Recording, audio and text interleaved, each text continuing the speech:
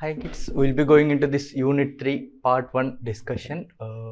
So the first question goes like, when mercury is poured onto a flat glass surface which does not wet, it spreads out into a pool of uniform thickness h regardless the size of the pool.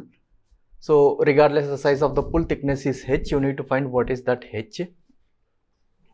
So yeah, this is the pool of the water and you need to find what is the thickness of that. And given this is contact angle, this contact angle was 135 given. This is rough diagram. 135, you know, it is going to be something like this. Anyway, we can just substitute the values later. So pool of water. Now when you from this pool of water, if you take a small thickness dl, if you cut from here to here dl, so it's like when you are observing from here, and if you are taking a part dl into the board, and if you draw the free body diagram, if you take this part but length dl into the board, and if you draw the free body diagram, the way we have learnt, surface tension force will be this way and surface tension force here will be this way, and we'll be inquiring why it is in equilibrium in the horizontal direction. So if you try to inquire why it is in equilibrium in the horizontal direction, this surface tension force and this surface tension force component, they are not equal.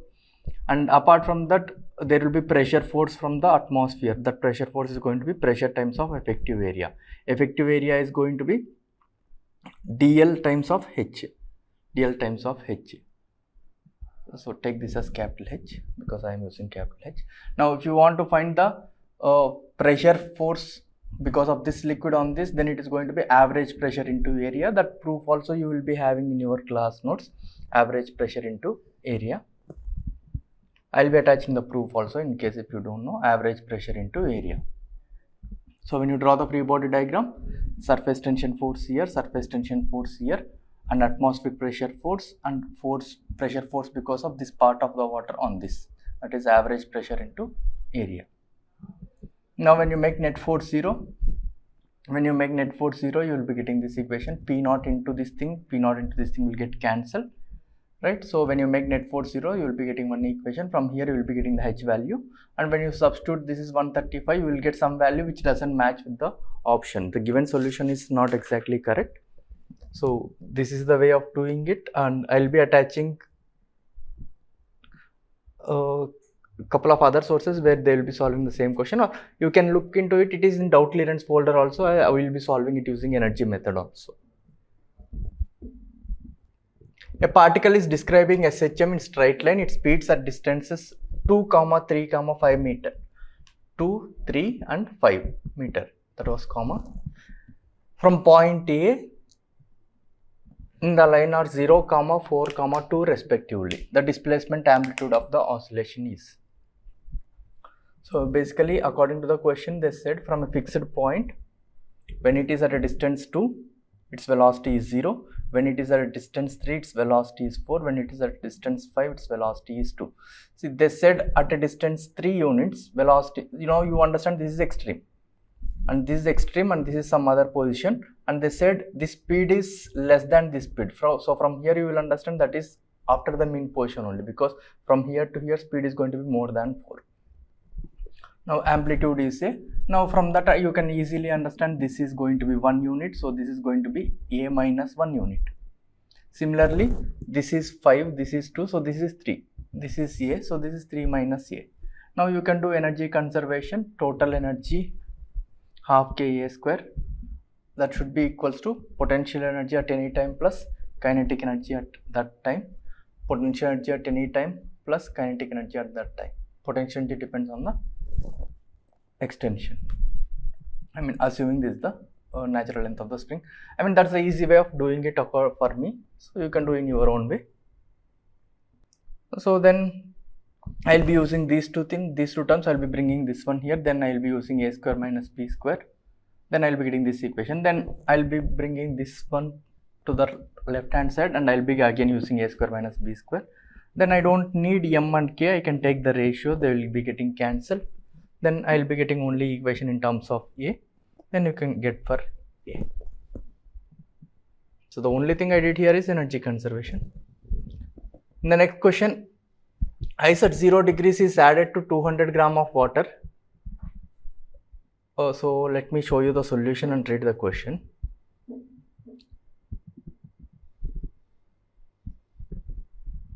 So ice at 0 degrees is added to 200 gram of water at 70 degrees.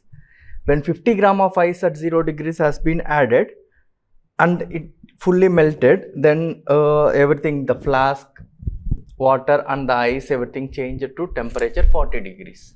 Now we have 200 plus 50, 250 gram of water and flask temperature became this much. So 200 gram of water became 40 degrees and flask also became 40 degrees. So these two were losing energy and this is gaining energy. How much energy it is gaining? M into L plus ms delta T. ms delta T. This energy gained by the ice should be lost by these two people. Energy lost by this guy, ms delta T, energy lost by this guy, ms delta T. This is specific heat of water, this is specific heat of flask. Now these values were not given. You should understand, if this was not given, we will be getting straight away the relation and we will be getting other equation which is entirely different from that equation. So from there you should understand they didn't give the information about flask, so you don't know information about flask. That's the first situation. Then in the second situation, you have that much amount of water and flask is there. For that again you have added 80 gram of ice. Then what happened? 250 plus 80. Sorry, that was 330. Anyway, it was not needed for the calculation. This guy is gaining energy how much? M into L plus ms delta T. From 0 degrees it is going to 10 degrees. Now that should be given by this guy plus this guy. This guy is going to lose energy ms delta T 40 minus 10 30 and this guy is going to lose energy ms delta T 40 minus 10 30. Now you should be able to see there are lot many unknowns, so but m into s are coming together, so you can eliminate this. You can find this value from this equation, you can find this value from this equation and you can equate them. I have taken those two equations, I found ms delta T from both the equations, I equated both of them. Then you will be getting the relation between S and L. So till here once you get, now from here we should get the answer. So from there we were forced to take the S value as 1 CGS unit, or you can convert it to SI unit also. They asked in SI unit, so you substitute the value of SI unit. A thermally insulated vessel with gaseous nitrogen at a temperature 27 degrees moves with a velocity 100 meters per second. If the vessel be suddenly stopped, the change in gas pressure will be. Now, kinetic energy of the system you can break into two parts: kinetic energy of center of mass and about center of mass. Now, when this is moving, kinetic energy of center of mass is there. Now when it is suddenly getting stopped, kinetic energy of center of mass is going as kinetic energy about center of mass. So kinetic energy about center of mass we call it as temperature thing. So there is an increment in kinetic energy about center of mass, that is change, there is increment in internal energy. So this was the initial kinetic energy of center of mass, which will be converted as internal energy. So kinetic energy is getting converted as internal energy. Internal energy increment is F by 2 nR delta T. As it is nitrogen, F is 5. Then you can substitute the values, then you will be getting increment in temperature is 6.72. 6.72. Then in this particular question, volume is constant, so pressure is proportional to temperature. All the remaining things are constant.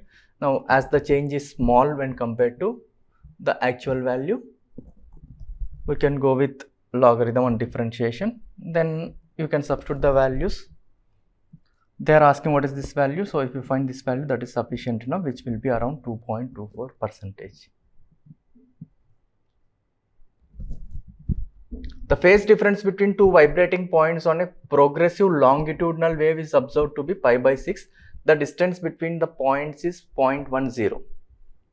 When this wave forms a standing wave with its own reflected wave from rigid wall, it is observed that a single pressure antinode occurs between 2 points. So basically single pressure node is happening, then that length is less than lambda. So you should understand that length is less than lambda. Then they were asking what is the phase difference between vibrations in stationary wave at the 2 points. See, in standing wave, the phase difference can be either 0 or pi. So this won't be the options. But they were asking the phase difference between the vibrations. Vibrations, not the pressure. So 2 pi by lambda into the delta x path difference is given as pi by 6. From there we can get lambda, which is not needed for the question. And they said pressure antinode is occurring. One antinode is occurring between this thing.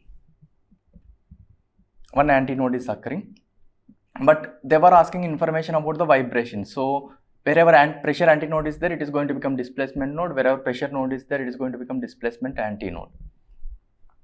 So they said this is happening. So the meaning is this is happening. This is happening. So in between this, if this is node, then you already know, like you can think about transverse waves. In transverse waves, if this is node, this side loop will be like this and this side loop will be like this. The meaning is these things are in phase, these things are in phase, and these things are out of phase with this. So the phase difference between these particles and these particles is pi.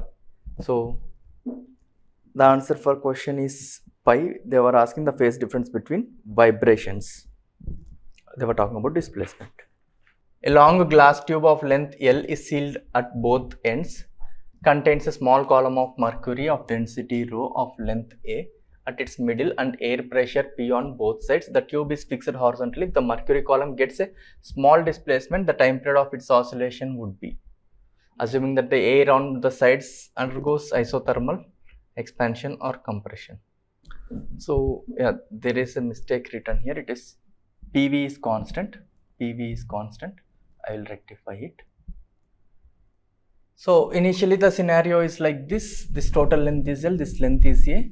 So the air column length will be, total will be L minus A. This will be half. This will be half. So its volume is going to be area times of length.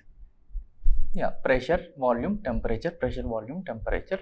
Then when you move it, it will oscillate this side. So when it was at a distance x, its volume is going to increase by A into x. So this volume is going to decrease by A into x.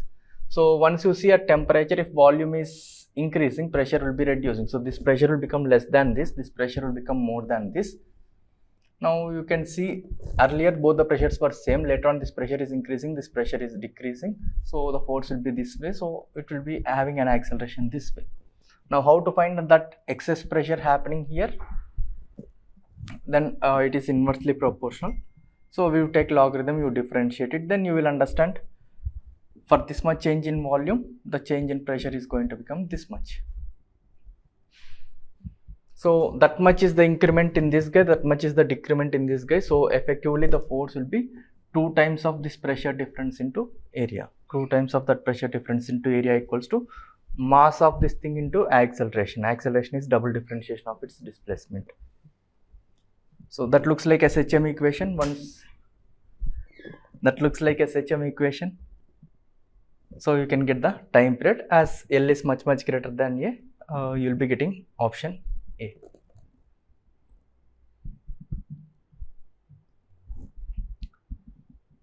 A steel ball with a volume of 1 centimeter cube is sinking at a speed of 1 centimeter per second in a closed jar filled with honey. What is the momentum of the honey if its density is 2 gram per centimeter cube? Yeah, there is honey and there is this steel ball. So I have written the densities as rho and d. Now you should understand when this goes here, when it goes here, this density rho of honey is replaced by density d, and this density d was replaced by honey. So how we can see it in an easy manner is, now I am going to argue this scenario looks like some material of density rho and some material of density d minus rho overlapping with each other, and this moving with speed u. So if this is here, it is going to look like this. If this is here, it looks like this ball came here. So this scenario is combination of these two scenarios. So this momentum is 0, this momentum is this much. Now when you expand it, it is going to become, it is density into volume is mass times velocity. Now it looks like this is momentum of the steel, But total momentum of the system is less than momentum of the steel. That should make sense to you, because when the steel goes down, honey is going to go up. So this is the momentum of the honey. Momentum of the honey is in the upward direction. That should make sense to you. Now that is density of the honey into volume of the honey into velocity. Right? So that is going to be option B. And I am attaching the explanation also in case if you want to read it by yourself. A student performs an experiment to determine Young's modulus of a wire exactly 2 meter long by Sills method. In a particular reading, the student measures the extension of the length of the wire to be 0.8 mm with an uncertainty of plus or minus 0.05 mm at a load of exactly 1 kg. The student also measures the diameter of the wire to be 0.4 mm with an uncertainty of 0.01 mm. G value is 9.8 exactly. The Young's modulus obtained. Now you can see Young's modulus value is 2. So we don't have to calculate the value. We will take it for 2 granted, or if you want you can substitute and you will get.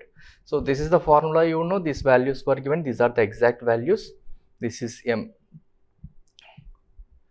into G. Exact values, and extension has an measurement error and diameter has a measurement error. So if that happens, then in Young's modulus also there will be an error.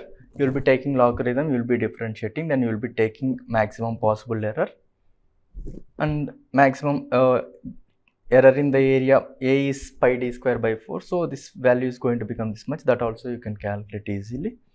Now these values were delta D value you know, D value you know, delta E value you know, and E value you know. When you substitute, you will get 9 by 80, and this Young's modulus is, according to the question options, it is 2 into 10 power 11. So when you substitute, I think you will be getting some values. Whatever it is, you will be taking. Error has only one significant figure. So you will be taking error having only one significant figure. All the options should make sense to you. Error can't have more than one significant figure. That doesn't make sense.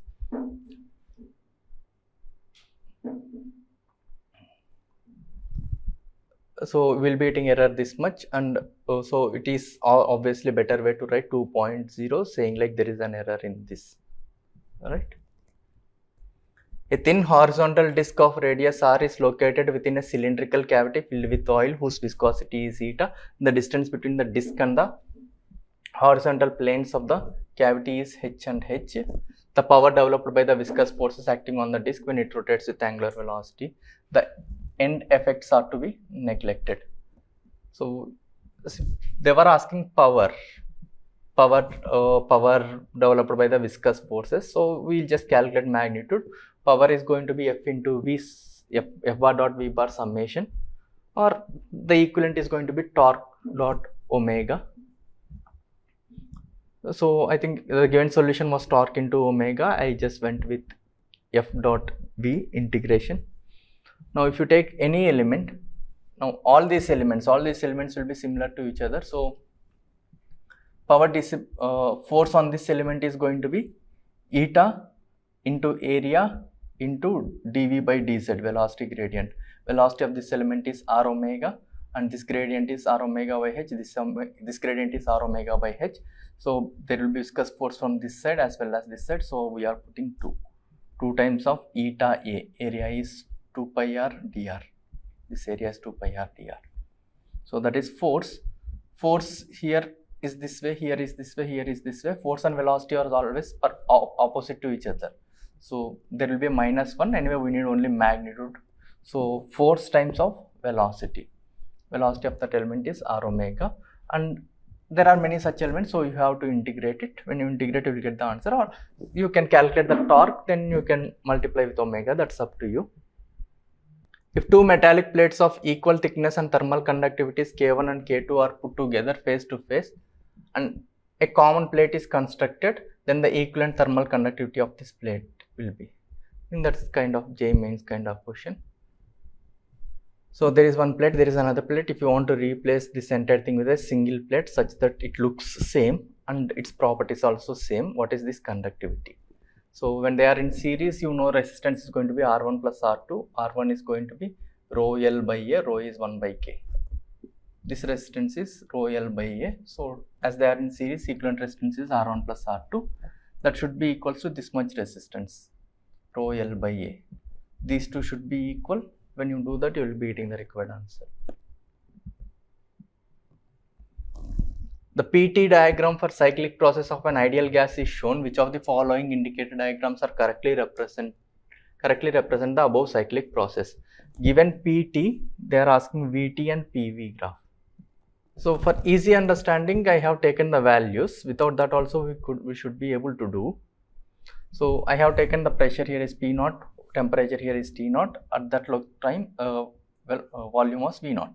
Similarly, at this location, pressure is more. So I took 3 P0, and that should make sense to you as it is passing through origin. PT graph is passing through origin. So volume is constant. Volume everywhere will be V0. So at constant volume, if the pressure becomes 3 times, temperature becomes 3 times. I assumed this is 3 times, so based on that, this is going to become 3 times. Instead of 3, you can take eta also, that's up to you. Then you should be able to understand from here to here, at constant temperature, volume is becoming, pressure is becoming 1/3, so volume is going to become 3 times. 3 times. So the important points were P0, 3 P0, T0, 3 T0, V0, 3 V0. So when you try to draw the graph, as I have already drawn the graph, it may be little difficult for you to understand what I say. So whatever I am going to say, you can draw by yourself. So when you try to draw PV graph, the important points are P0 and 3 P0, P0 and 3 P0. I have drawn the lines.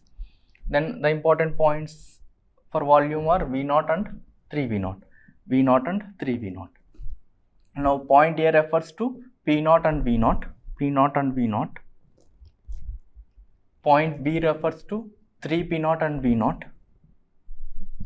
And point C refers to P0 and 3 V0. P0 and 3 V0. Now similarly, you can do the same thing here. And you can see here I have already written volume is constant, pressure is constant, temperature is constant. The same thing you can write here. From A to B, volume is constant. From B to C, temperature is constant. PV diagram and temperature is constant is hyperbola, right? Then CA pressure is constant. Now similarly, you can do the same thing here. A to B, volume is constant. A to B, volume is constant. B to C, temperature is constant. B to C, temperature is constant. Volume is reducing. Pressure is reducing, volume is increasing. Pressure is reducing, volume increases. Now coming to AC, pressure is constant. VT graph, pressure is constant, should be passing through origin. Pressure should be, that line should be passing through origin, right? So from there you can understand option C is correct. Two wires of same material and radius r and 2r respectively are welded together end to end, and the combination is used in the sonometer is kept under tension T. The welded point is midway between the bridges. Bridges will act like nodes, right? What should be the ratio of number of loops formed in the wire such that joint is node? So I have taken these are bridges and joint is node. And this radius is r and this radius is 2r. So the relation between mu and area, see, if the same material, then their densities will be same. As their areas are different, their mu values will be different. Mu will be proportional to area, that is proportional to radius square. For a given material, rho will be fixed. Once mu value depends on the radius, then velocity root of T by mu depends on mu value. So when you substitute this, you can understand velocity is inversely proportional to the radius. So more the radius, less will be the velocity. If the velocity here is v, this is v by 2. Then if I take this thing alone, for what all frequencies there will be standing wave getting formed here. So there will be 1 loop or 2 loops or 3 loops. So any integer number of lambda by 2 will be equals to n. If there are m loops, it will be m lambda by 2 equals to L. From there you will get lambda. Once you get lambda, you can find for what all frequencies there will be standing wave if I take only this string. Similarly, if I take this string and I follow the same procedure, instead of m, I will get n, instead of v, I will get v by 2. Now, for these frequencies, there will be standing wave in this. For these frequencies, there will be standing wave in this. Now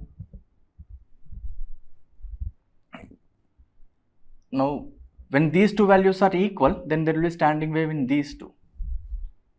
So when these two values are equal, when will these two be equal? When m is equals to n by 2. So when m by n equals to 1 by 2. So the meaning is the ratio of loops here. Here we took m loops, here we took n loops. The ratio of m and n is 1 by 2. So when standing waves are forming in this, then always the number of loops in this and in this will be in the ratio of 1:2. An ideal gas is taken along the reversible process represented in the adjoining diagram. Then you should calculate some stuff. So in this case, it is constant volume process. This is constant pressure process. These are well-known process. This is some process where it is passing through origin. That you should understand is passing through origin, because if you take the slope 5 by 2 or 15 by 6, 5 is becoming 3 times, 2 is becoming 3 times. So it is passing through origin. Anyway, so from here to here, at constant volume, pressure is increasing, so temperature is increasing. At constant pressure, volume is increasing, so temperature will be increasing. When temperature is increasing, delta U is positive. And this is constant volume process, work is 0. So summation of these two is nothing but Q value. So Q value is positive, or Q value is going to be positive when temperature is increasing for constant volume process and constant pressure process.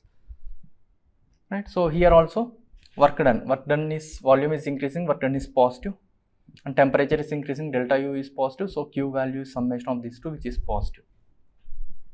Now for this case, volume is reducing, work is negative, and pressure is reducing, volume is reducing, so temperature will be reducing. So delta U is negative. If these two are negative, obviously this is also negative. Now this is positive, this is positive, this is negative. How will we decide which is greater? That you should understand. For cyclic process also energy conservation is valid. For cyclic process, delta U is 0 because it is a state function, right? When for cyclic process, delta U is going to be 0. Now work done for this it is 0, for this it is more work done than this. So work done is positive. If this is positive, this is going to be positive. Once we realize this, then we can get all the options. You can check by yourself. A cylindrical vessel containing a liquid is rotated about its axis so that the liquid rises at its sides as shown in the figure. The radius of the vessel is 5 cm and the angular speed of the rotation is omega. The difference in the height of the liquid at the center of the vessel and side will be. So what I will be doing generally is I will be drawing the free body diagram of this liquid in the vertical direction. Why? It is in equilibrium in the vertical direction. And I will be drawing the free body diagram of this liquid. Its center of mass is performing circular motion of radius r by 2. So if I draw the free body diagram of this, upward pressure force, downward pressure force and weight, they will be balanced with this a very well known equation. Now if I draw the free body diagram of this, here pressure force is P naught into A, here pressure force is P into A. This pressure is same as this pressure, right? So net force should be providing total mass centripetal acceleration, that is total mass times acceleration of center of mass. Total mass is rho into this volume is area times of this length, mass times of acceleration of center of mass. Center of mass is performing circular motion of radius r by 2. So net force equals to mass times of acceleration of center of mass. This value you can borrow from here, then you will be getting this result. You can substitute the value of r square and you will be getting option A, right? And that you will be deriving in the classes also. It is going to be parabola, and when you rotate in 3D, it is going to be paraboloid, and how the buoyancy force will be acting if you put a body, and what is the volume of the paraboloid. Those all things you will be knowing, and the rest will continue in the next class, right? Thank you.